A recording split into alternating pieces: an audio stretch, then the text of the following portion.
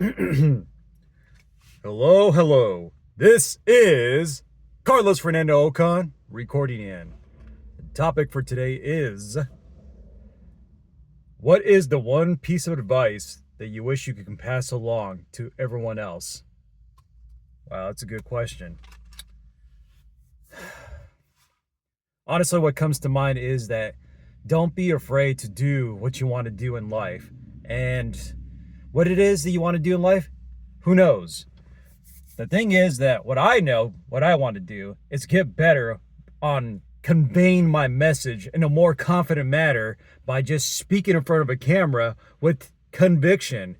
And the thing is, though, long time ago, I used to be in Toastmasters and I was able to do speeches quite well. And the main thing that I always loved doing was improv speeches because it gives you a quick sense of wittiness when it comes to just trying to think things through without even thinking about it, off the cuff, if you will. And to me, I feel I'm the most confident when it comes to like bursts of speeches, but I am so compelled to do an amazing way to just craft my speech in 20 minutes or less now.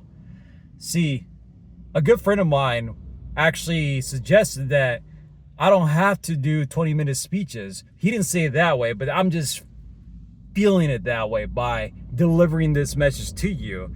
And that's one thing that I'm working on, is actually being more, saying things with more conviction. And I noticed in my last video that I had a hard time because mainly I was super tired and doing things at the last minute, as far as doing weekly videos.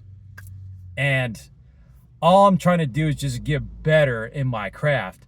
And I know eventually I'm going to get into more deeper topics at hand, but this is my way of giving advice to you, is to just simply show up, do the thing for 5 minutes, and inspiration is going to kick in when you don't even feel like doing it. So normally I would actually stop with the speech right now, because if you're doing an improv speech, the typical rule is that you speak for 30 minutes. No, not 30 minutes. 30 seconds to 2 minutes on burst ideas. And I'll give you another example of doing another improv speech, getting a random topic at hand. Okay, if you were to write a book, what would you choose as a topic? Go.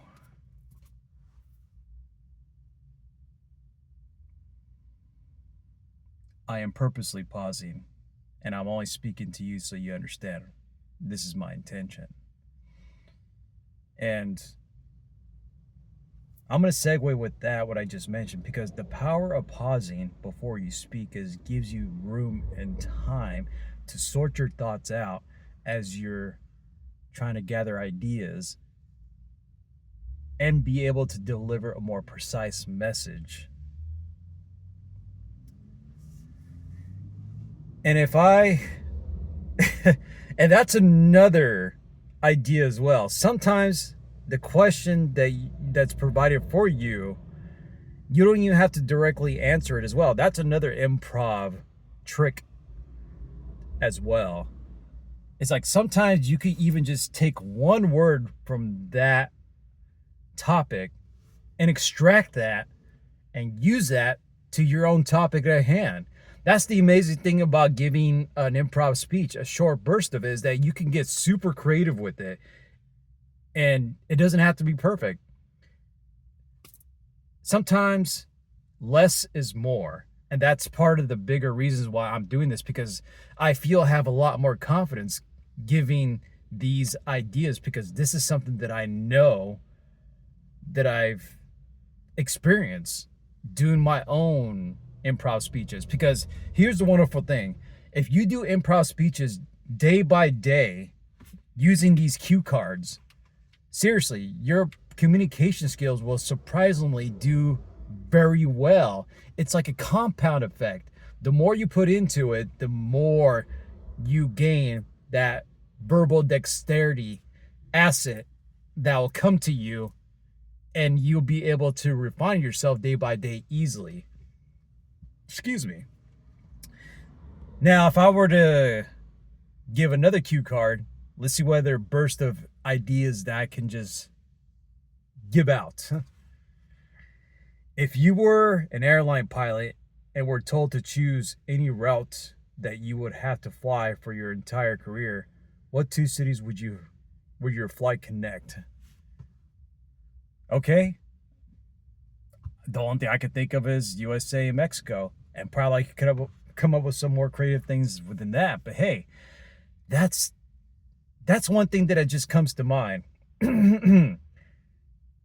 As remember, I told you that you don't have to directly answer the question for these cue cards. It's like conversation in itself. It's like if somebody says something to you and they're asking you a question, you don't have to directly answer to them. It's a form of creative ideas, or in a verbal judo sense, a defense mechanism by you having control of just, I got distracted because my sister knocked. But that's okay. Now that my stream of consciousness idea has been interrupted, I'm going to go with another cue card right now. What is the one event in the future whose outcome would you really like to know now? I have no fucking idea. And if I wasn't hyper aware of the camera facing me, I probably able to think things through. But honestly, the only reason I feel this way is because normally when I do my own improv speeches for 32 minutes, the videos are mainly just for me. And that's why I don't really get into my head. But ironically, I'm speaking from the heart, from giving you this genuine ideas and words, that this is actually working. Another cue card. What is something you really enjoy doing that is a chore or a bore for many people? Oh, that's easy. Washing and cleaning dishes.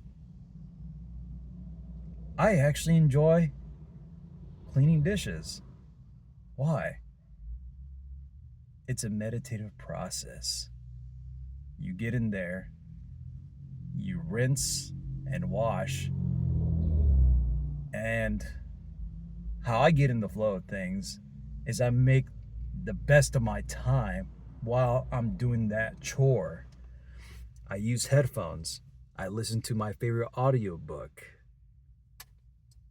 music, or a podcast. Make use of downtime by educating yourself, or even talking to a friend or family member using these. Yes.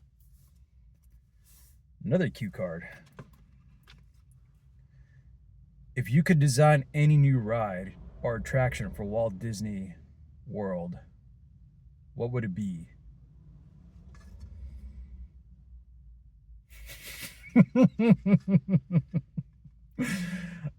I just had an imaginary idea that I'll use this bear as a ride for that, but even though it has nothing to do with Disney, but that's seriously what first came to mind,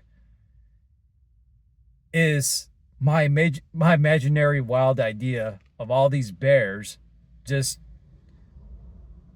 like holding you in place in a saucer ride with anti-gravity or gravity, whatever. I don't know why, but that's what honestly just came up to me in mind. Just some wild ideas. Yeah. And that's another thing that am very excited about for this video, because I know that this will be a good way to make you understand the power of cue cards and improv speech. Because again, this is my experience, my wisdom on how it's helpful. I mean, another good thing about practicing the cue cards is that it's like I said in my first video, it's another form of just having a conversation and talking to somebody. It's another form of improv talk as well. So I don't want to stall no more. Let's see what's next. What is the one item you own that has virtually no monetary value, but has such sentimental value that you cannot sell it for $1,000? Okay. Again, when it comes to improv speech, the first thing you're supposed to, well, not supposed to, but generally what you do is you blurt out whatever you thought that's in your mind. And in my case, the thing that actually came out of my idea from this particular topic is, I don't have it with me, but it's my digital notebook, my digital journal called Remarkable. That is the brand name. And what's so cool, this will be a mock-up for the Remarkable, but this is an iPad, is that it's an e-ink tablet. And basically it's a paper replacement for how you can digitalize your writing with it. And what's so cool about this Remarkable is that you could actually organize all your notes and journals and all in the folder as well. And the way how you write it, it actually feels wonderful. It doesn't have that slick glass that's slippery. It actually feels like you're almost writing on paper, and it feels good at hand. And what's so cool about it is that there's no applications for it and no pop-ups that will distract you. And arguably, when it comes to like the smart tablet devices, I know you can just go to airplane mode and just turn off all the notifications and be less distracted about that. But there's just something about having a Remarkable e-ink tablet that makes you feel like you're not going to be, it just gives you a more sense of focus when you use that particular paper e-ink tablet, and I love it. And honestly, I always written on a paper journal, and it's phenomenal. There's just so many good things about it, but that's another topic that I'm gonna talk about another time. Now, I know I could stop this video anytime, but now I'm in the momentum of things. I just want to keep on going because it's fun. Cue card. If you could be the spokesperson for any product on the market, what product would you choose to enthusiastically represent? I have so many ideas about that. I mean, this is an honest answer that I'm not trying to segue on, because that's part of the trick of improv speech. I know I keep saying it because it's true. But anyways, not to segue too much on this topic at hand, since I choose to answer this. I consider myself a multi-potential light, a jack of all trades. And there was another funny quote about that. A jack of flexing. I know I'm not saying it right, but all I'm trying to say is that I have many interests that I wish to explore and learn, gain wisdom from, and write as well. I'm just getting excited just even thinking about it, because I identify myself a Renaissance man. And now that I'm in this exciting topic at hand. Wow. Okay, let's keep on going with this. it's so exciting that even the camera couldn't handle this excitement. Yeah. When it comes, I just realized I always say the phrase when it comes to. What's another transitional phrase that I can think of? I enthusiastically love the idea of learning every single thing that I value in my life. And I know people are apprehensive. Excuse me. The light. Come on. Where's my keys? Oh no. I lost my keys to turn on the car lights again. Oh man. Oh dude. Now I'm just wasting time.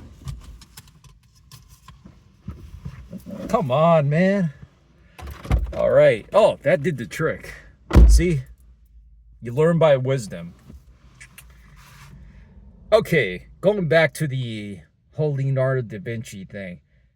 What I was trying to say was that I know people are normally apprehensive to learn only one topic. And to me, I cannot do that. It's not in my nature to just want to master one thing.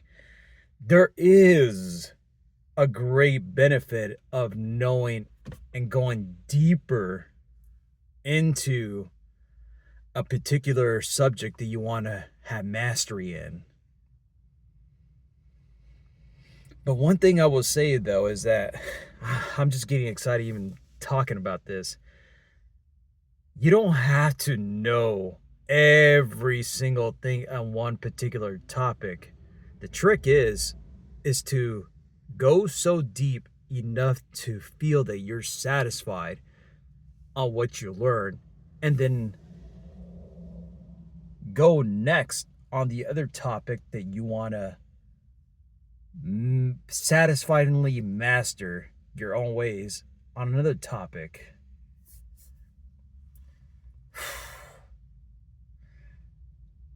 You know what? I think that's it for now. Because in the beginning of the challenge, I was invited to do 20 minutes of video. But I feel a sense of freedom on stopping any time. This is just speaking for myself now. But you know what? It's 18 minutes in. I might as well keep going. Other videos, I'll keep it short. Brevity has its own unique flair and power and benefits for it. Stream of consciousness, non sequitur video once again. What is the most exciting event you have ever witnessed? There's a lot, but honestly, the one thing that comes to mind is when I used to do door-to-door sales. I was in Ohio at one point, and the one phenomenal thing that I've didn't actually directly witness, but I was there in the scene when I took a nap in my car. Imagine this. You're parking in a neighborhood. You're asleep. You're chill. You're just rejuvenating. Pow! Pow, pow, pow! You wake up going, what the hell's going on? And to my surprise, there was a drive-by in some random neighborhood, and thankfully I was totally safe. It was a block away, and next thing I witnessed, there was a crowd, a sea of people, the neighbors all gathered around to witness what happened. Thankfully nobody was hurt. Maybe they were just being assholes, trying to, who knows? All I know is that was the one of the more exciting things that I could think of right now. And I'm past the 20-minute mark. So that's it for now. This is Carlos Fernando Ocon, almost recording out. A bonus tip that I want to say: